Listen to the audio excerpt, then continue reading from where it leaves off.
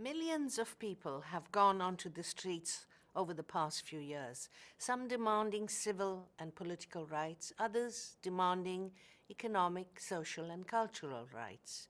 This groundswell is not simply a question of people demanding freedom to say what they think. They are asking for much more than that.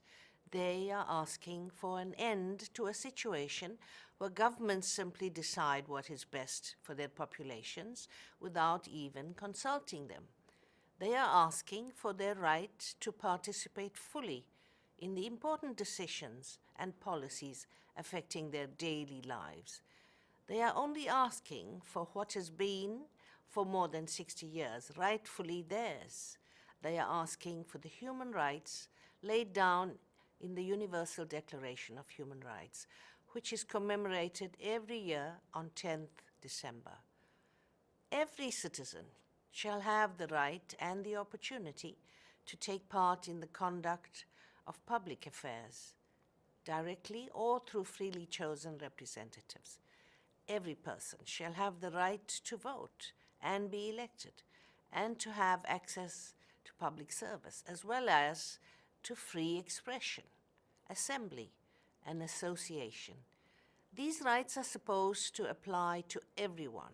No one should be excluded from any one of them because they are female, belong to a minority, or worship a certain religion, or because they are gay, have a disability, have particular political beliefs, are migrants, or belong to a certain racial or ethnic group. We should all have a voice that counts in our societies. Unfortunately, many people don't. Instead, they are ignored, or worse, they are actively persecuted, along with the people who are trying to help them gain their rights, the human rights defenders. Sometimes it is less deliberate, more insidious. Certain individuals or groups are simply not given the opportunity to raise their voice or use their brains and talents to achieve the successes of which they are capable, to climb out of poverty or achieve high office. Many millions of people cannot even dream of aiming high. They just dream of getting by, of surviving until tomorrow.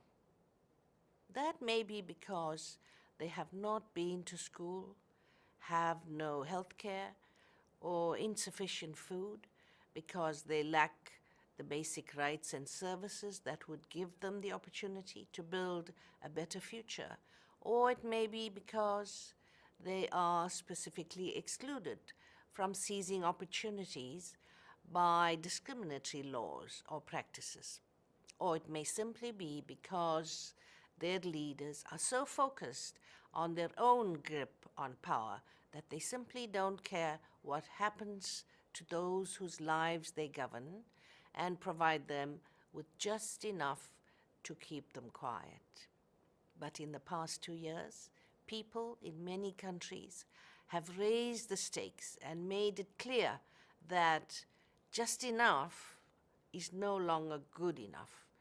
In many countries, they have confronted their governments head-on, not just in the Middle East and North Africa, but in other parts of the world as well.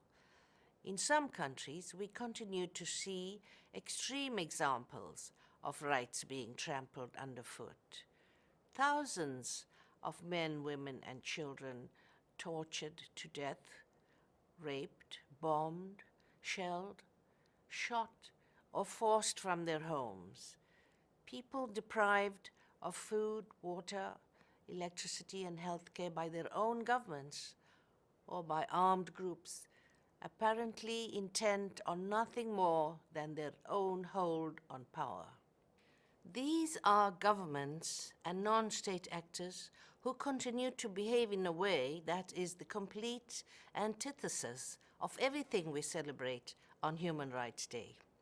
Today, I salute all those who have suffered so much seeking what is rightfully theirs, and all those people in other countries who are also saying, we have a voice, we have our rights, and we want to participate in the way our societies and economies are run, because that is how it should be.